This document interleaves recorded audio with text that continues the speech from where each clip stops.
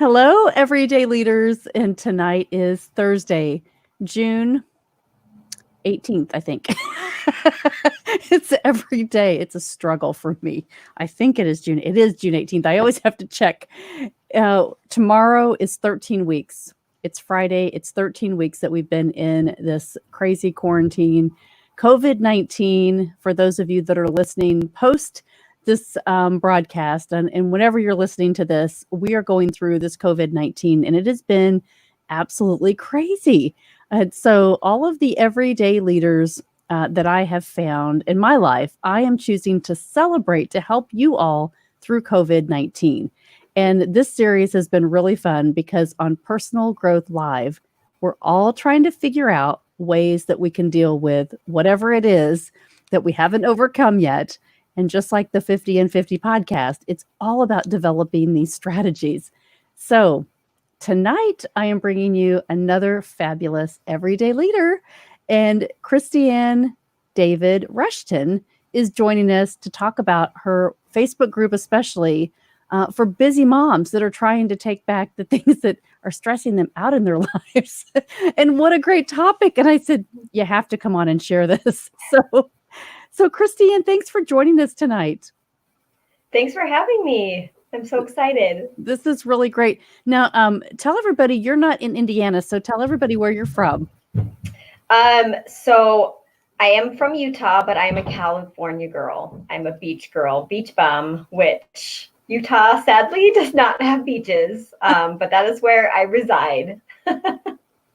And you have 4 kids. So if you're looking at the feed, either on YouTube or any of the Facebook channels, you're going to see kind of the bio for Kristianne. So she has 4 kids, and I really want her to talk about how you're managing through all of this COVID-19 with, the homeschooling, and everything has changed in your environment. And I hear people say, well, I have 1 kid. You don't know how stressful that is. And I'm thinking, I have a friend that has 13 kids at home and you have 4. So help us understand how this has changed your life. Oh, well, I mean, 1 kid changes your life. But so I have a different way of looking at managing, because that's a very, I don't know, that word in itself kind of makes me feel like I'm failing. So what I really like to encourage is more harmony. And balancing, because you hear moms all the time, like, I don't know how to balance it all. Well, guess what? You're not supposed to balance it all at one time and perfectly, like you're not. And so what I really look at it as is having balance or harmony is being able to, have that steadiness, that security, that something firm that you can stand on, because when you're doing okay, your family will do okay. We don't have to do all this efforting and doing and planning if it's going to be detrimental to our health. So that's where I differ from a lot of people. Is I won't say you have to manage it. You have to manage you, and everything else will work out. We can breathe. We can relax. Doesn't it? It's true. We think of leadership values and principles, and we always talk about it starts with us. We've got to take care of ourselves first. And many people always reference, being on an airplane, and we say, if the oxygen mask falls, you have to put it on yourself first before you can probably reach out and help anyone else. And so we kind of feel like that right now, don't we? We feel like we're being a little suffocated. Things are changing. They're out of our control. The plane's crashing. We're not really sure what's going on. And we don't know how permanent this is going to be. That's the other thing, right? It's the long-term strategy, not just the short-term solution. Right.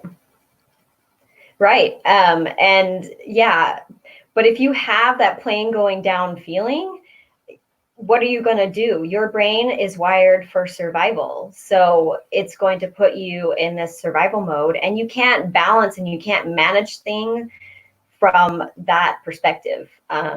So first of all, it's good to just have a different perception of what's going on. I like to think of it more like you're out in the ocean and you're kind of treading water. But you can get in a boat, you can adjust your sails, there's a lot more that you can do to be able to find that balance. And, when you're on a boat, it's a team effort. Mm-hmm. So if your kids see that you're doing well, like you're doing okay with the uncertainty, and even if you're not, like I'm never a judge because I'm a very emotional person. And so I've been trying to teach my kids that emotions are okay, that they're not good or bad. And especially in times of uncertainty, our brain is freaking out. I mean, if you've seen Inside Out with all the little people inside, that's exactly how it is. Like you're trying to figure it all out. And so just know that you're doing better than you think you are. And don't try to, like, I don't do school every day because I can't. Like, I just can't do it all at one time. So I have different ways of being able to divvy it up so that I'm doing it each week, mm-hmm. But it's not every day. Mm-hmm. We have to lower expectations and lower them a little bit more, and maybe even lower them a little bit more.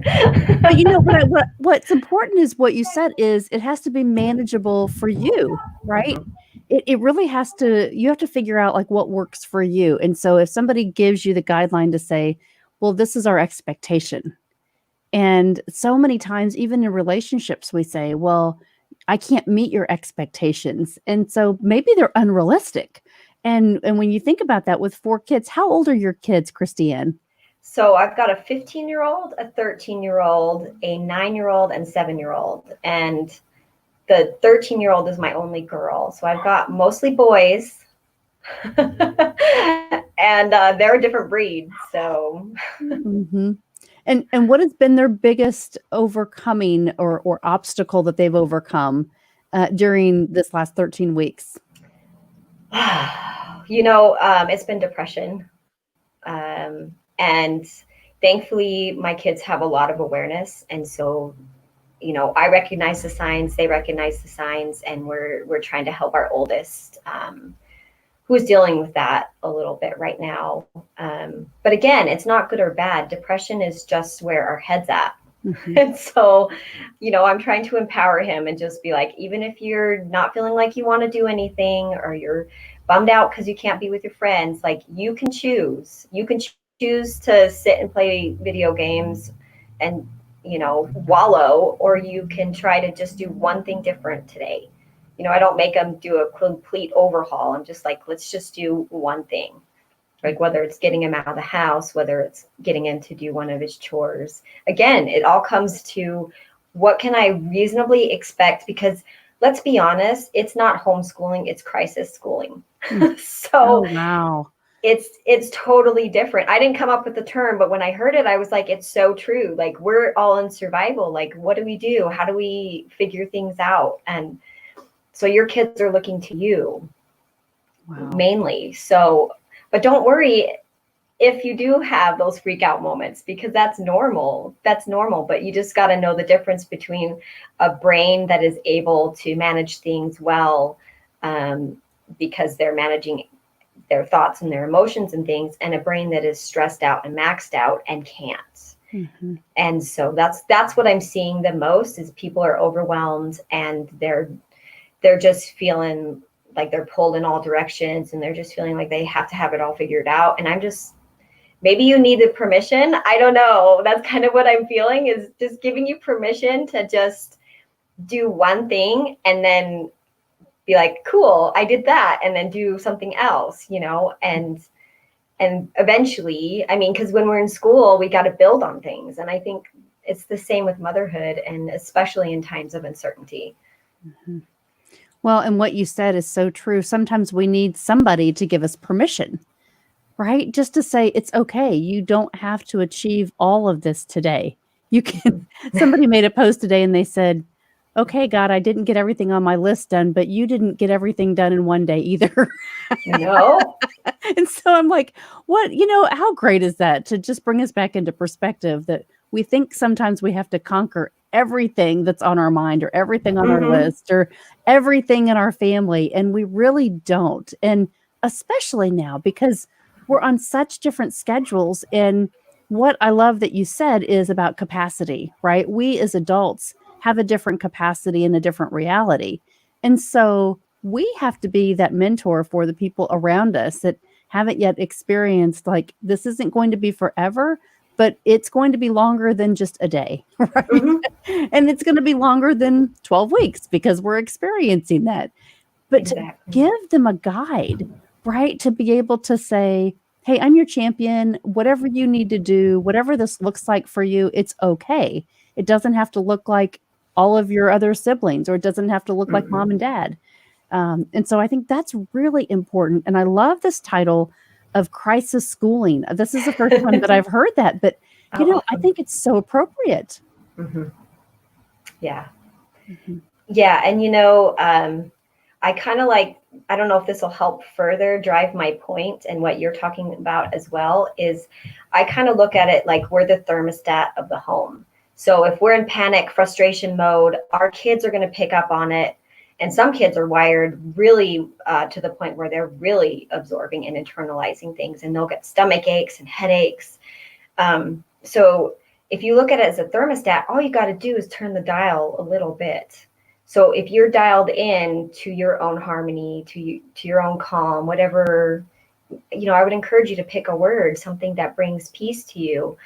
And just anytime that you start to feel tense and tight, or, you're irritable with your kids or irritable with yourself, or whatever, that you just say, okay, I'm just going to turn that dial down a little bit, because I'm in charge. And then it goes through your whole family. And you, like the point I mentioned earlier, sometimes you just really don't have to do much to have success.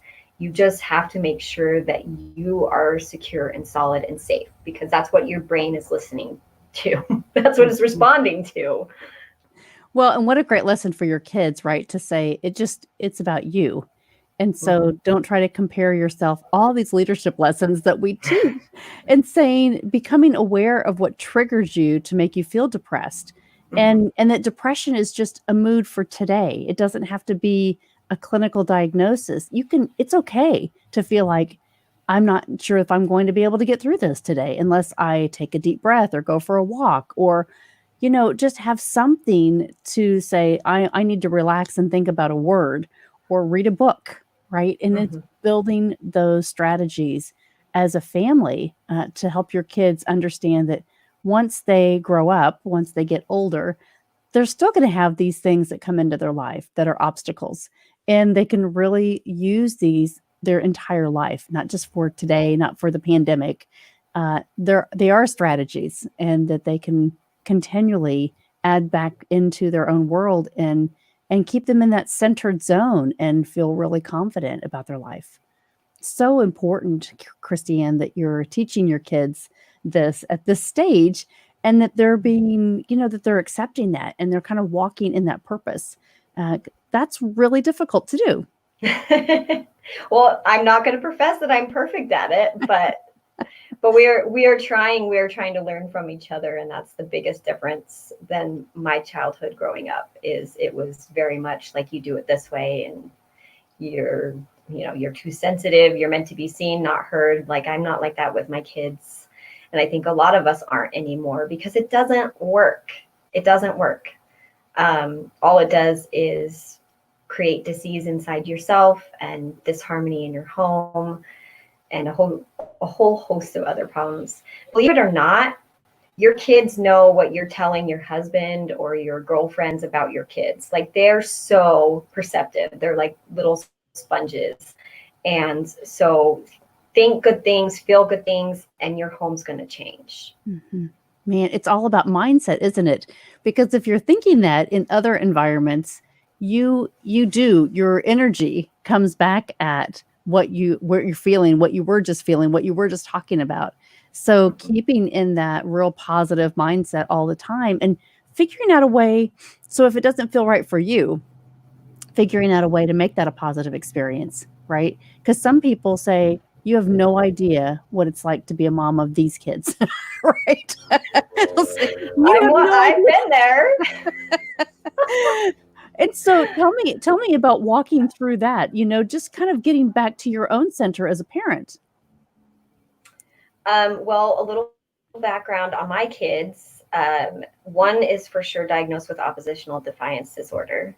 And the other ones, they just kind of struggle with executive functioning. So there might be some ADD or something there, but we're not one of labels. But it definitely provides a challenge, especially with the trauma and things that I'm dealing from my childhood. So if you think that I've got it all figured out and that it's easy, I'm still learning and I'm still growing. But that is the difference, is if you can look at your day as a success. I do exercises every day to make sure that, especially because I was so negative for so long, that I am looking at all the good that is happening. And that in itself changes the atmosphere in my home as well. But it is definitely sometimes one of those days where I want to run to the beach and never come back. Kids just, they're so unique and so special. And, if you're feeling out of control, just think about how much more out of control they're feeling because they're learning it for the first time. And so I just try to look at it like an iceberg, where I'm not looking at the behavior. It's really hard. It's taking me a while, but I'm not looking at the behavior. I'm looking at the things underneath, the things that they're not saying. And that takes time to hone in. But again, like, it's all perception, because I had kids punching holes in the wall. So I could have easily been like, these kids are bad, this behavior, and try to just approach it from a punishment. And I did, because that's what we're taught to do. And I'm not necessarily saying that that's wrong, but if they're feeling out of control, they need help. It's an SOS that's being missed, I think, a lot. And so we grow up feeling like, I'm too sensitive, or I'm not smart, or I'm dumb, or I'm not enough. And that's really what's going on underneath all of that behavior. Mm-hmm. And it's so important, as you just said that, I think about the people not being able to identify that, and thinking it's the root cause of something else, like, oh, their friends picked on them, and it's really about how the child feels themselves and about the world. And that's a really tough thing to get through. And if they don't start to believe something different at a young age, it does stay with them their entire life. And it gets harder and harder to identify, like, what was that root cause that made me feel that way? And what was that trigger? And so I love that you brought that up. And thinking about your own life, Kristianne, what was the trigger for you? What was really going on that you're overcoming and battling, that people, this group, you've got Busy Moms Unite, but it goes deeper than that for you. There's a real purpose here. There is. So I mentioned a little bit, I just kind of never felt okay. I was at home, and my father would come home every single day, and I didn't realize it back then, but I used to get a knot in my stomach every time he came home, because I was excited, but I was also on a cellular level worried, because he would pick a fight with my mom and ask her what she did all day. And to this day, when someone asks me what I did all day, or what did you do, like, it is a big trigger that I'm still working on, because I just learned that nothing that she did, nothing I did was good enough. And then I would go to school, and I don't know if I had ADD or what I was dealing with, but I struggled in school, and I was small, and I was bullied. And so I just pretty much minimized myself and abandoned myself, so that it wasn't safe at home. It wasn't safe at school. It wasn't safe to be me. And, if I hadn't realized, because I did that realization as a kid, and that's the difference that I make in moms' lives and in their kids, is that, again, like you mentioned, finding the root cause early, knowing that it's stress, knowing that it's not you, is huge, because my whole life I believed that I was unloved, I was unwanted. I was also adopted, so I think that was just ingrained in me from the very get-go. Even though I'm sure my mother and father loved me, because how else? I've had 4 kids. I know what it's like. It could not have been easy for her to give me up. Mm-hmm. But that still doesn't change that my world just wasn't safe. And so my world came crashing down with depression, PTSD, anxiety, gut immotility. I have not been able to eat very much the past 7 years, no matter how hard I've tried. It's the one thing that I'm still working on. But so what my mission is, what my purpose is prevention. If we can spread awareness of what stress is actually doing, and that it's not us, that it's not our fault, it's made such a difference in my life and in my kids' lives, and I know it'll just ripple. And so that's really where my heart is at. Is don't want any mom thinking that they're the only ones with these kids, or they're the only one with depression, um, and thinking that they have to do it alone. That's where it started. Was I was just like, I don't want any mom saying they're alone, because they're not. Mm-hmm. And I felt that way my whole entire life until about 10 years ago. So it was a hard, excruciatingly painful lesson for me to learn. And again, like I said, my gut still does not want to move. There's still a lot of trauma. There's still a lot that I am trying to deal with. So let me be a warning to everybody of what not to do. Don't internalize it. Don't beat yourself up anymore. Just move forward and just realize that all of whatever has happened to you up to this point, you have a choice, and it's not you.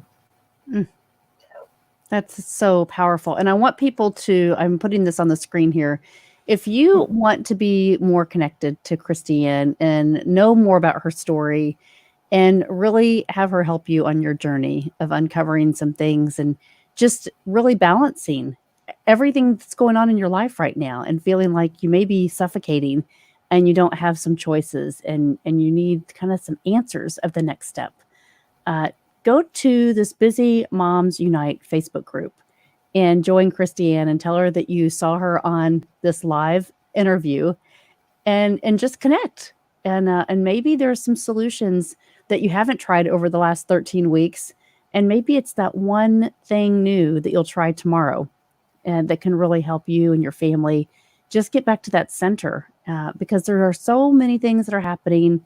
People are reaching out to me every day saying, we have to create forums. We have to give kids an opportunity to speak and just be heard. And part of that is, it's not that their parents aren't listening. It's that it's uncomfortable when you're in an environment that you're supposed to perform and there are expectations, and maybe it's not a safe environment, right? Maybe it's not a safe environment for you to be able to express your feelings. And so there are a lot of things that are happening all over the world right now being created because we know this 13 weeks is like captivity. It's difficult. Survival of the fittest. We didn't plan for it. And so we're told what we have to do. And so if for us, as human beings, we're social beings and we're trying to figure out, well, what is normal going to look like? And when some of these states are opening and the numbers of, infections are going back up again, it's a little scary for people and it's real. And so especially for kids, as you talk through that, they don't have the capacity yet to understand that, when you have to just work through something for a temporary time, but you're developing that lifetime strategy that's really going to help you with everything else that you're going to do in your life. And so I think that is so important, Kristianne, that you've realized that, you've recognized it, and you're trying every day to work on it. Yeah. Yeah. We appreciate you so much. It's a battle. And I think anybody that needs to just think about their own family and get their journals out and write down the strategies that they've been trying to do and then try to think of a new way, just to introduce something that can help your family focus together and individually for your kids, so that they feel like they're being empowered and they're really taking control of developing that strategy. Oh yeah. We every week, or we try every week, to just touch base with our kids and see how they're doing, and just open up that safety and conversation. And sometimes, I mean, let's face it, with boys, it's like this, and it's like, I'm fine. Like, it's a little harder. But one thing that I've learned is if they're doing the I'm fine and they're looking down, they're trying to figure it out, and they need you. They need you more than ever. And you don't have to be perfect. You don't have to be depression free. You don't have to be illness free. You just have to be you. That's what your kids need. And yeah, journaling it out, talking to your kids. There's so many things that we can do. But one thing I know that doesn't work is to continue to sit in the yuck and the stuck and be like, this isn't working. Like, I must be doing something wrong. And that just isn't true. Isn't true. Doesn't work. No, we got to take action. And that's why I love when we connected. I said, gosh, I really want you to come and share your story of what you're doing, because it's not easy being a mom with 4 kids in the pandemic, trying to figure it all out. And I think, if people can just listen, get a little bit of encouragement from each other right now, that's the key that's going to get us through to this next phase. So we really appreciate you, Kristianne. Thank you for joining us tonight and sharing your story. And we really want to help promote this in your group of Busy Moms Unite on Facebook. So go there and connect to Kristianne and start figuring it out together, how you can build strategies for your family. Absolutely. We'd love to have you. Wonderful. Well, thank you. Thank you for being an everyday leader, Kristianne. Have a great night. Thank you for joining us. And please come back anytime and give us updates on what's happening with your family. Sure, I'd love to. All right. Thank you very much. And everyone, continue to be everyday leaders in your life. Tomorrow is 13 weeks of this pandemic, and we know we cannot survive alone. Grab your friends, get your inner circle, keep trudging through developing your strategies, because this is longer than expected, but we can all get through this. So if you have a story to share, reach out to me, everydayleaders.com on the Book Now tab. I would love to spend some time with you. And if you'd like to come and share your story of what's going on during the pandemic, I would love to have you on as a guest. So thank you all for joining tonight. Thanks for following. Subscribe to the YouTube channel, and we will have additional drawings for the new Everyday Leaders gear, which I have right here. The hat. So Everyday Leaders Change the World. Part of our theme from our leadership event from this February 29th that we had. So I wanted to share that, and also t-shirts. So we are doing a lot of fun stuff coming up that I'm getting ready to announce here over the next week.